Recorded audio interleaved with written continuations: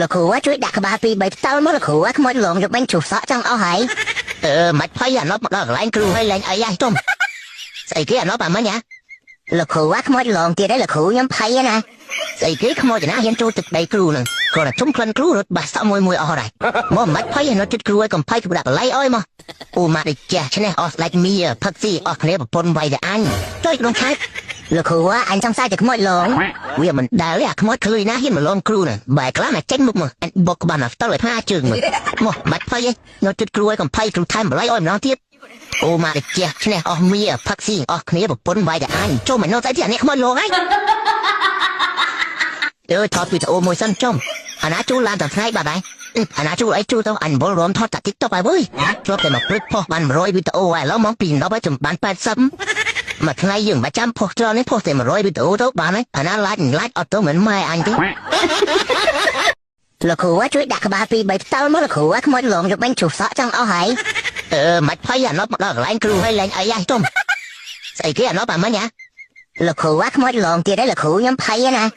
ស្អីគេខ្មោចណាហ៊ានចូលទឹកដីគ្រូនឹងគ្រាន់តែជុំក្លិនគ្រូរត់បាសសក់មួយអស់ហើយមកមិនភ័យនៅចិត្តគ្រូឲ្យកំភៃគ្រូដាក់កន្លែងអើយមកអូម៉ាដេចាស់ឆ្នេះអស់ស្លាច់មីផឹកស៊ីអស់គ្នាប្រពន្ធវាយតែអញចុយក្នុងឆែកលោកគ្រូអញចង់សាយតែខ្មោចលងវាមិនដែលទេអាខ្មោចឃ្លុយណាហ៊ានមកលងគ្រូនឹងបែរខ្លះណាចេញមុខមកអញបុកក្បាលណាផ្ទល់ឲ្យផាជើង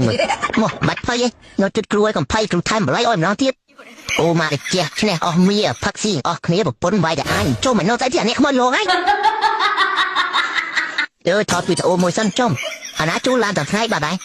អាណាជួលអីជួលទៅអញបលរំថតតា TikTok ហើយវើយជាប់តែមកព្រឹកផុសបាន100វីដេអូហើយឥឡូវមកពី10ហើយចំបាន80មួយថ្ងៃយើងមិនចាំផុសច្រើននេះផុសតែ100វីដេអូទៅបានហើយអាណាឡាច់អត់ទៅមិនម៉ែអញទេ